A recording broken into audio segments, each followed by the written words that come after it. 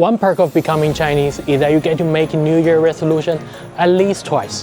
One for the Gregorian New Year and one for the Spring Festival. And for Chinese consumers, there's more. Not only does the Year of Horse feature a 9-day holiday, but also there's a series of subsidies available, including the good old trade-in, already available since January 1st.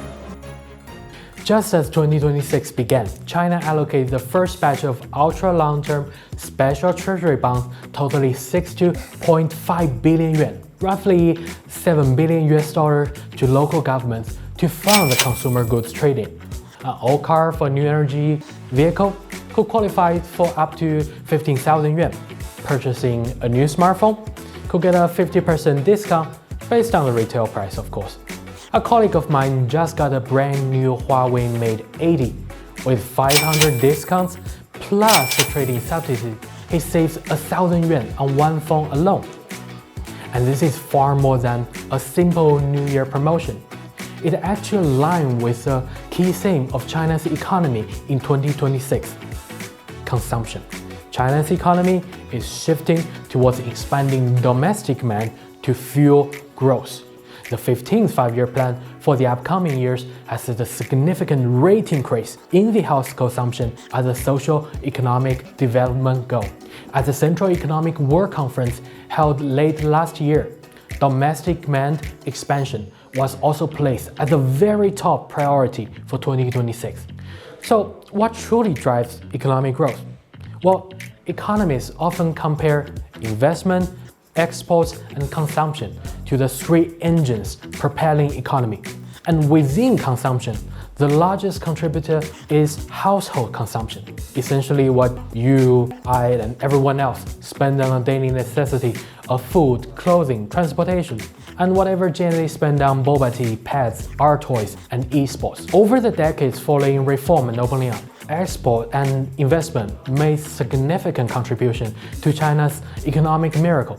Meanwhile, consumption's role in driving growth has gradually become more prominent. Last year, final consumption expenditure contributed 52% to economic growth, rising by 5 percentage points from the previous year. But of course, compared to Europe and the United States, there remains a lot of upsides. Let's briefly compare the figures. Okay, so according to World Bank, China's final consumption expenditure in GDP fluctuated around 39% during the 2020 to 2024 period. In contrast, the European Union maintained a rate approximately 51%, while the United States reached about 68% in 2024. To unlock the potential, China launched the large-scale equipment renewal and trading for old consumer goods in 2024.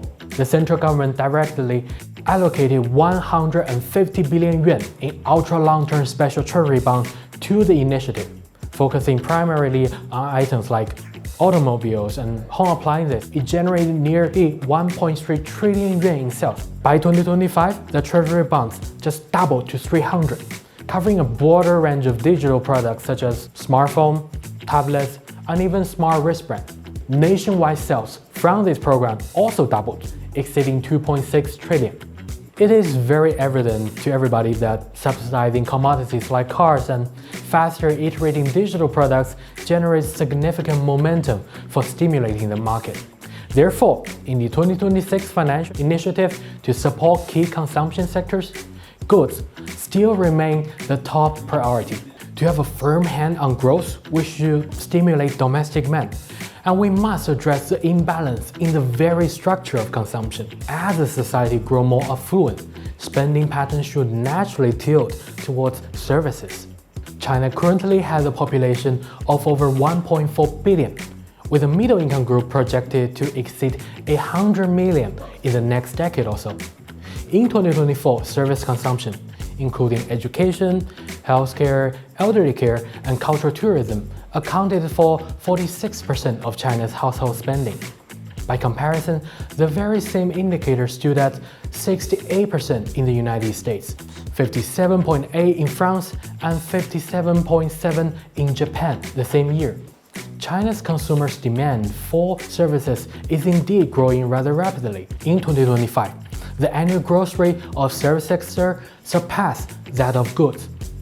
Take our Chongqing as a case today.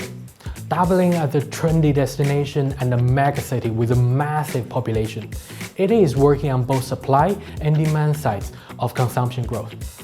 As the city pulls in stimulus and support for the service sector, Chongqing topped nationally with the highest total retail sales of consumer goods in 2025, at about 1.67 trillion yuan, surpassing even Shanghai. Into 2026, during the three-day New Year holiday, the total consumption citywide grew by a quarter, with service retail grew by 35%. Tourists come to Chongqing for the drone and the light shows. Rooms with riverside view were fully booked a month prior to the New Year Eve.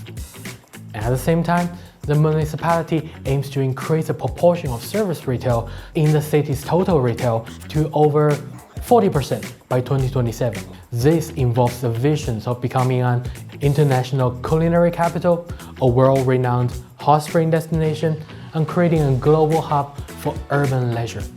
These objectives do align with the national policy to increase the supply of service consumption.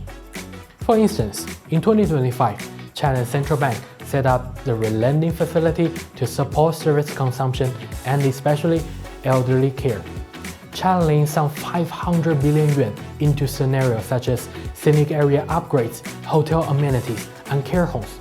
As an example, if you are a senior citizen living in Chongqing and you need assistance on a daily basis, you can enjoy some up to 40% of subsidies for the care services that you have to pay for. With this boost for goods and the push for services, looking ahead to the Year of Horse in 2026, Chongqing is poised to witness a thriving market. I hereby wish you a very happy new year.